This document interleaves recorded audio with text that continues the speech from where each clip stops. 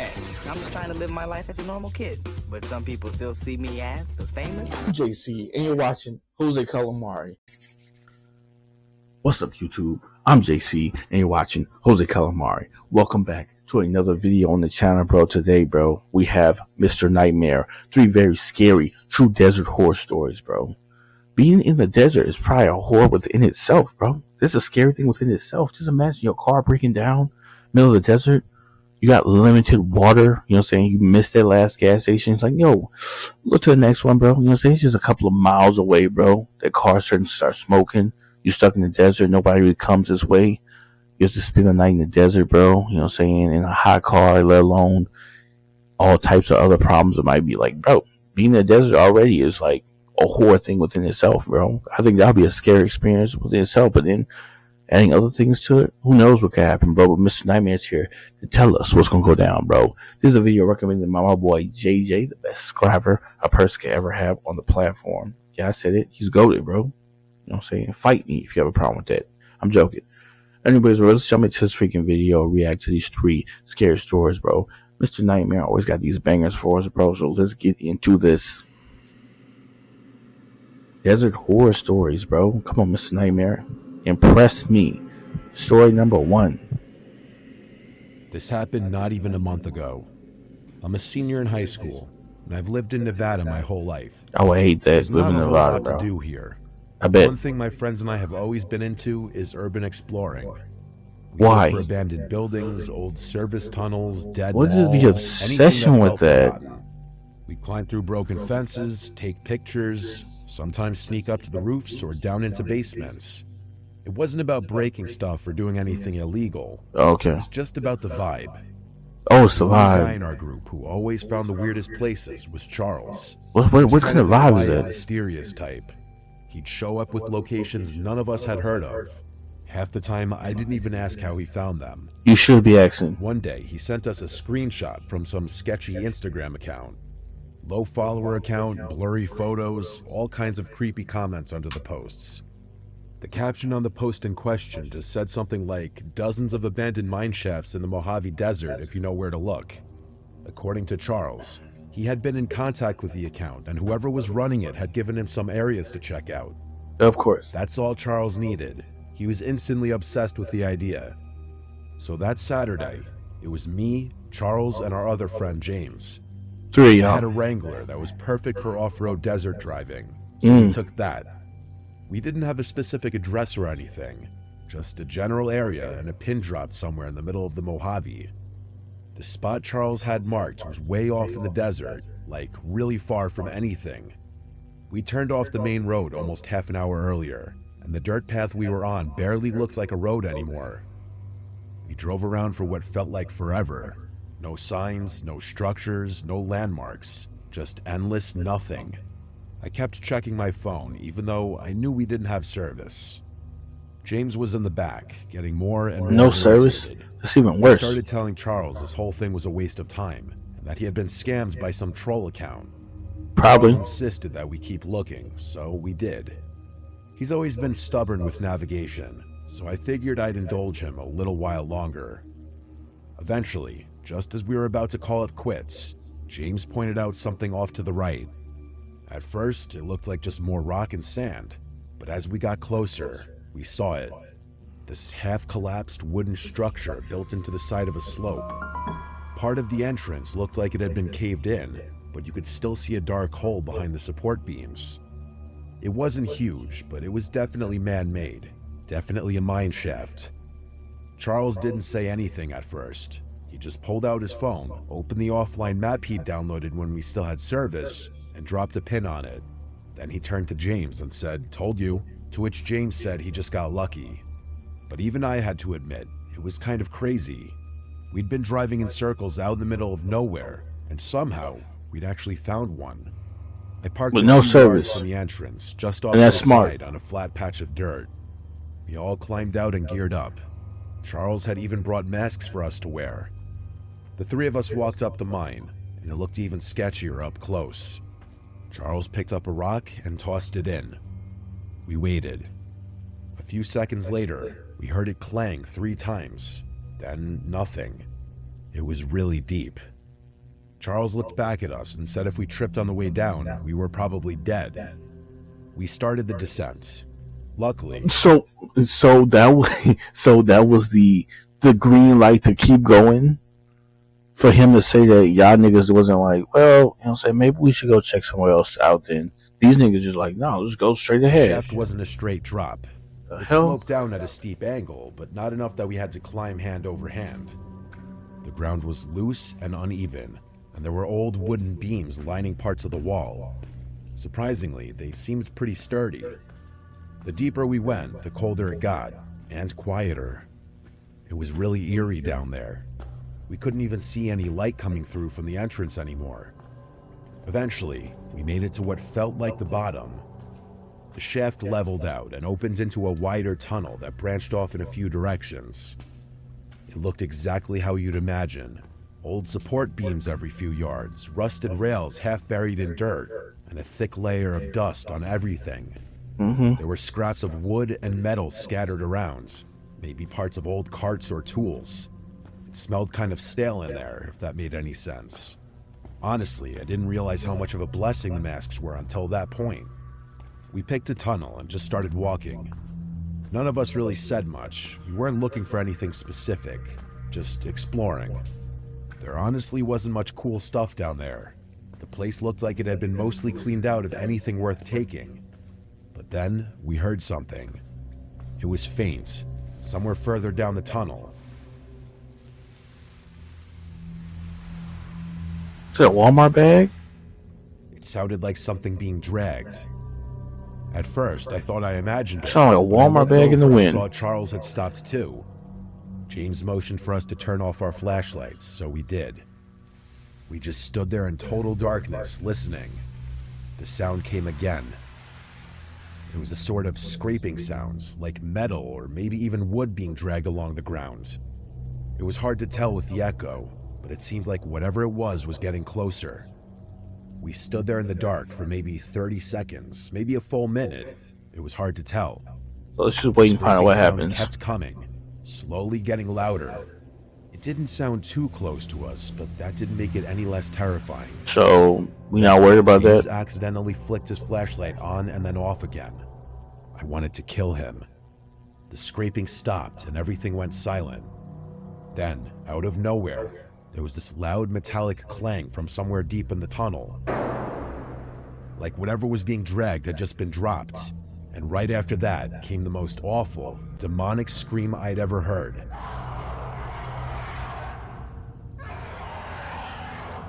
It Alright, I'm barely holler at sounded you. human.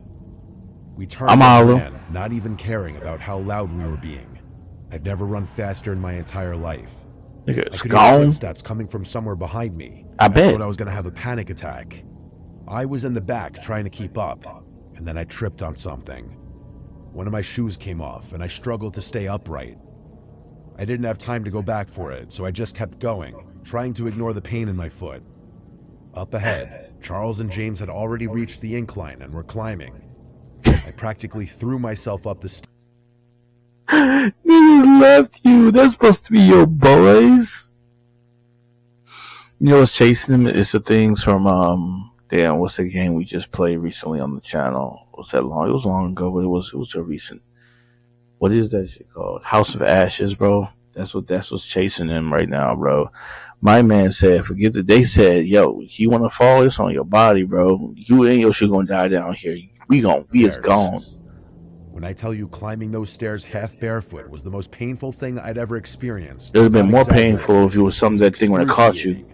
I picked up a new splinter every few seconds. You'd have been alright. If not for the adrenaline coursing through my veins, He gonna I have don't blood think I would've leaking been able to all make from it out there. of By the time I finally made it out into the open air, my foot was shot. I needed James and Charles to damn near carry me over to the car.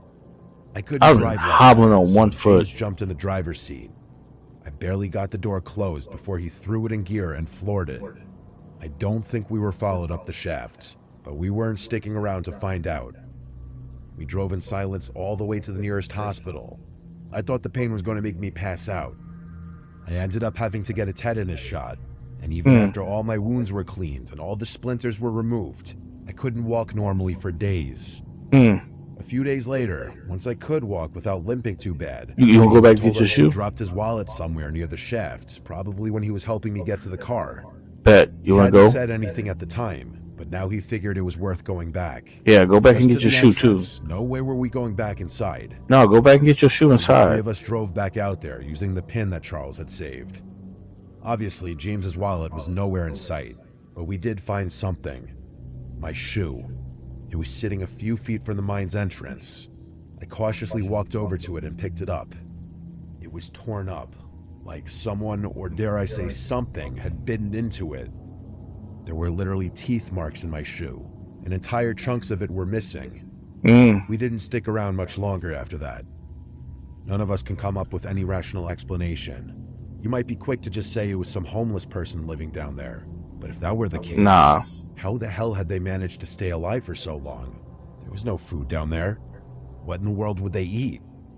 Charles said that Instagram account never responded to him when he DM'd him about what happens. Bet. They already It'll be knew a what was long going on. time before I do any urban exploring in the desert again. My thing is, where's their location and where would where was it at? Cause I'm never going there. Let me know exactly where it's at so I can stay I've always been a completely rugged far kind away of from guy. there. I've always loved the outdoors. I'm never going there, Vacation y'all. to me is a camping or fishing trip, not some extravagant excursion to some resort or something. My girlfriend of 6 months shares my love of nature. That's probably one of the main reasons we started dating, if I had to be honest. A couple weeks back, Tiki and I decided to do something a little different. We drove out to the desert to camp for a few days. We'd both done forests, mountains, lakes, all that, but neither of us had really experienced the kind of open, silent, dry isolation the desert offered. It just felt like something we had to try at least once. One of the main reasons we landed on the desert, too, was the stargazing. That's something we both love, probably more Sounds than nice. anything else. Even back when we first started dating, we'd take drives out past town just to lie in the hood of the truck and watch the stars. It does sound So nice. when we read that this spot was far from any towns or light pollution, it was basically a done deal. Okay. I found a place online that was supposedly remote but legal to camp on. No amenities, just open land, some fire rings, and stars. Sounded perfect. We packed up the truck with our gear and made the 3-hour drive early that Friday morning. The last hour or so was on a dirt road that felt like it went on forever. There wasn't a house or sign of human life in sight. Honestly, that was half the appeal. By the time we found the campsite, it was already late afternoon. The place was completely void of people, just as I had hoped. The first couple nights were exactly what we wanted. Warm days, cool nights, clear skies. Okay. Sit out by the fire with a couple drinks, pass a little joint back and forth, Okay. just talk about dumb stuff, or lie back and stare at the sky. Hey, if that's Not what y'all having a like. schedule or any distractions was really, really refreshing. And yeah, we'd fool around a bit in the tent. That was all part of the fun too. Okay. If that's Felt what y'all. good to be disconnected. Okay. Both nights, though, we heard something strange. Not close, just somewhere way out in the distance. It was this low, drawn-out sound, like a howl or a moan. Okay. It didn't really sound like a person, more like an animal. The first night, we both sort of paused when we heard it. Tiki looked at me like, "Did you hear that too?" And I nodded. But we ended up laughing it off. Okay, I bet. I said That's it how was when you probably hide. a coyote or a mountain lion or something. It could be a coyote. agreed. It could. Same thing. It was not near me. They right can around do the it. same time too. We chalked it up to being desert wildlife. Yeah, it There's could. all kinds of stuff out here That's that we're true. not used to hearing. That's true. It was It could. unsettling, sure, but we weren't going to let it ruin the trip. Right. If it's not close to me, then they can do Third them. night, I woke up to the sound of footsteps outside the tent. Never mind. I changed my mind. It was soft at first, just a couple faint crunches, like someone walking slowly over dry dirt. I held my breath and listened. It wasn't an animal.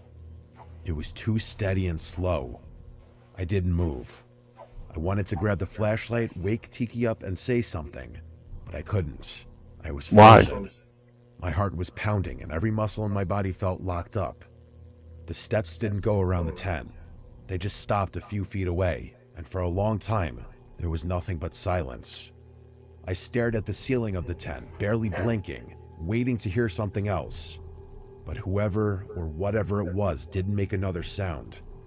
I waited there for God knows how long, praying they'd walk away. But then, out of nowhere, I heard a flick.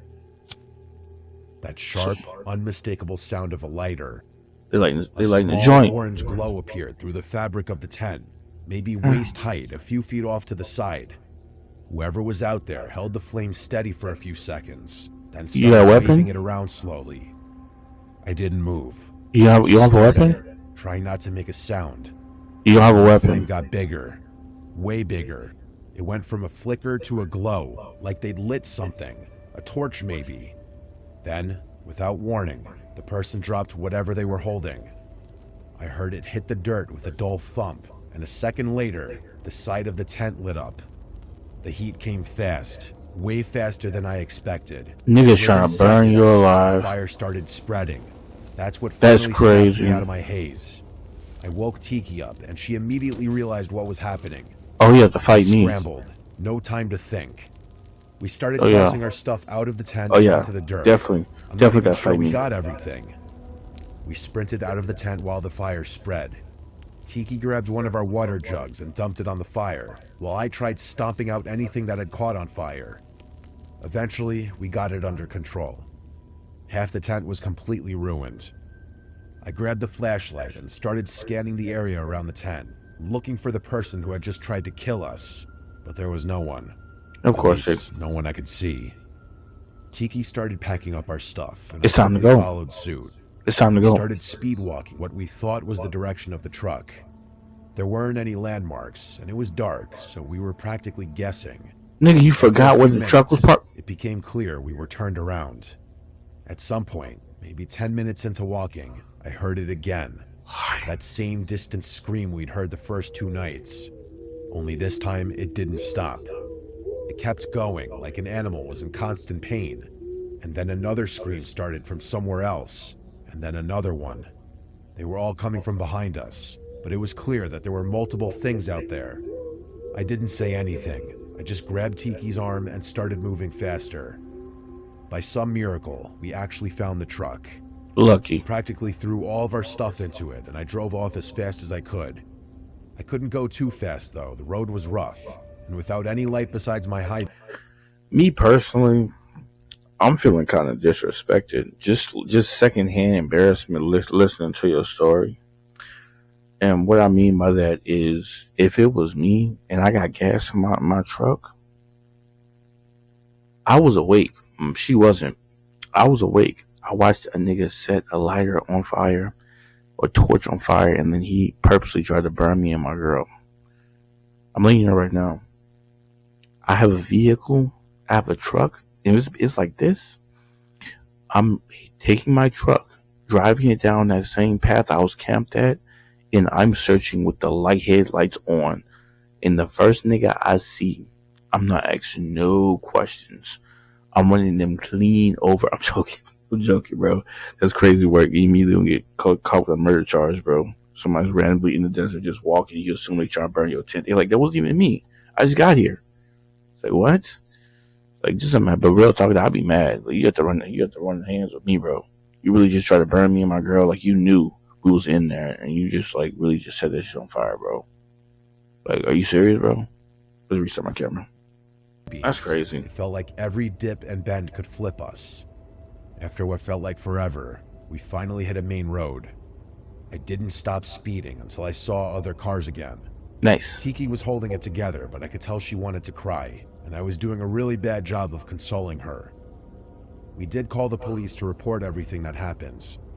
All I can think about all of this is how, if I weren't such a light sleeper, my girlfriend and I could have been murdered that night in the middle That's of true. the desert. But you would have probably woke up when you felt hot flames burning your tent. I don't think you that deep asleep. Like, what the fuck? This is important context for what I'm about to tell you. Okay. I'm going to start here. I've always been a little suspicious of my mom's past. Suspicious isn't exactly the right word, but I can't think of a better one.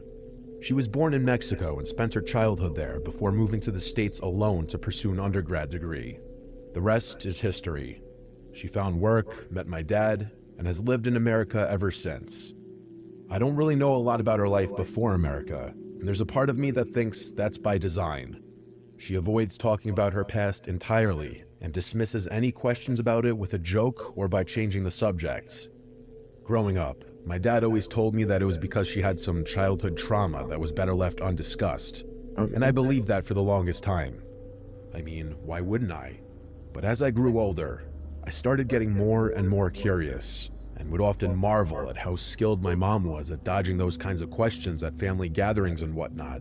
She just don't want nobody Here's to what I know. do know. She lived in a border town somewhere in northern Mexico along the Texas border. It doesn't have the best reputation being a border town and all. Sure. The closest I've ever gotten to knowing anything about her parents is a joke that she told a few times when I was younger. She would laugh that her dad's side of the family were the politicians and her mom's side were the crooks, but she was never able to tell which was which. I never read into it as anything beyond a cynical political joke, but as I grew older, I started wondering whether there was more truth to that statement than I had originally thought. Her dad worked for the government in some capacity, and she never spoke about her mother, not once. The only other piece of information I have is a name. I'm not going to write it out, so I'm just going to call him R. One night when I was around 10 or 11, I woke up in the middle of the night to use the bathroom. As I was walking past our living room, I heard my mom speaking in a quiet voice. I didn't understand Spanish, but she repeated R's name multiple times, the way someone talking about someone would, as opposed to someone speaking directly to someone. Sure. All the lights in there were off, so I couldn't actually see her, but I could hear her. Even though I knew it was just Mom, my young self was still a little scared of the dark, so I instinctively flipped the light switch on. She didn't scream or even react to the light. It was like she was anticipating that I'd be there. Instead, she immediately hung up the phone and glared at me with a look I had never seen from her. She told me to go back to bed, and I did. And that's it. That's basically all I know about my mother's past. A joke, her dad's very vague occupation, and the name R. What I'm about to Okay. tell you happened almost a year ago to date, and it's been on my mind a lot recently. I'm from Arizona, lived there my whole life. I was a year removed from graduating college, and I was driving through the desert on my way to meet up with one of my old college friends. It was a really long drive, I'm talking road trip hours, and I was tired of listening to music. I'm not a podcast guy, so I was low-key cycling through my contacts, calling up all my friends and whatever girls I happened to be talking to. Eventually, I decided to call my mom. We're both really into soccer, so we were talking about the upcoming Champions League fixtures and how exciting the matchups were. She's got some serious knowledge on the sport, so the two of us can talk soccer forever. Out of nowhere, I saw two pickup trucks blocking the road up ahead. It didn't look like a car accident, so I wasn't sure what I was looking at. I was worried that someone might need help or something, so I slowed down as I approached. My mom was still on the phone, but I hadn't let her know what was happening. I stopped my car and sat there, wondering if it would be a good idea to get out. Before I could do anything, 3 men sprang out from the 2 cars, all holding guns. Whoa. I froze up and realized there was another car quickly approaching mine from behind. I was unarmed, so compliance was really my only choice at that point. One of the men tapped his gun on my door, motioning for me to get out. The other 2 stood a little further back. I put my hands up and slowly got out of my car. By that point, the car behind me had fully caught up and was parked a little ways away. The man barked a few commands in Spanish, but I didn't understand what they were saying.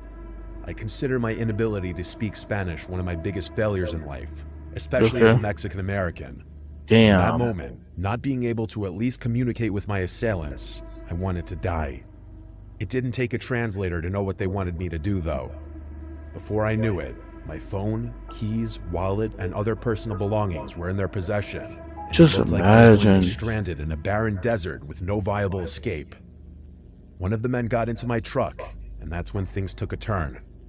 I realized I hadn't hung up the phone with my mom, and since my truck was still running, she was still on the line.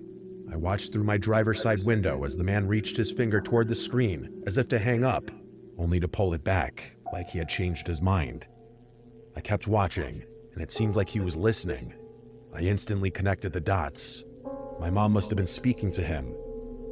Eventually, I saw his lips start moving and realized they were having a full-on conversation in there.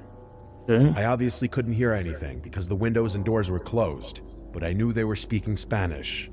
I Okay. swear on my life, I'm 90% sure he repeated R's name a few times, like my mom had said it, and he was making sure he heard it correctly. At some point, the other guys must have realized what was going on, because they stopped guarding me and approached the car. The guy inside rolled the window down and stared at me as he spoke to the other two men. After he finished talking, all three of them turned and stared at me, as if sizing me up. The conversation didn't last long after that. Going on. They hung up the phone and walked back over to me. They handed me all my stuff back, including my car keys. The only thing they took was the cash in my wallet. One of the men looked at me, smiled, and in a thick accent said, "Tax," as he did it. I had never been more happy to lose all my cash in my life. As I drove away, all three cars, including the one that had been behind me, started speeding off into the desert, away from the road. My plan was to try memorizing their license plates, but none of the cars had any. I was still in shock. It was plotting, bro. After a few minutes of driving, I called my mother back and demanded an explanation. Facts. She told me that she had simply threatened to call the police on them. That's She a was lie. tracking my location and knew exactly where I was. I told her that was obviously BS, and That's a lie. insisted she tell me what they had really been talking about. She was adamant about her story, though, and told me most of the Spanish was just her pleading her case. Even though I didn't believe her story, there was nothing I could do but accept it. I asked her to lucked call the out. police for me, and she said she would. Eventually, we ended the call, and I drove the rest of the way in complete silence. In all honesty, I blocked that experience out of my mind for as long as I could, but over time, Your mom just couldn't saved anymore. your life. I'm becoming more and more sure that my mom had some kind of tie to a Mexican gang or a cartel growing up. I'm sure some And cartel even group. scarier, Highly, maybe that highly tie fair. didn't end when she left Mexico. She knows I'm not stupid, so I don't know how much longer she expects to keep this charade up. I feel like I should just straight up ask her, but I'm really worried Don't about get what kind of involved, tension that might bro. create. Or worse, Don't. what kind of world I might be getting myself Exactly, into if she don't. tell me the truth. Don't, bro. You will immediately become accessory. You will immediately become accessory. You don't need to be involved in no cartel world. I'm letting you know right now. If your mom pulls some connections and she's involved and she's going to owe a favor to some cartel dude later on down the line, I'm not even trying to be like that. Like, it's on your mom body, but at the same time, she got involved with that. She kept it from you for a reason. She's trying to protect you as her kid.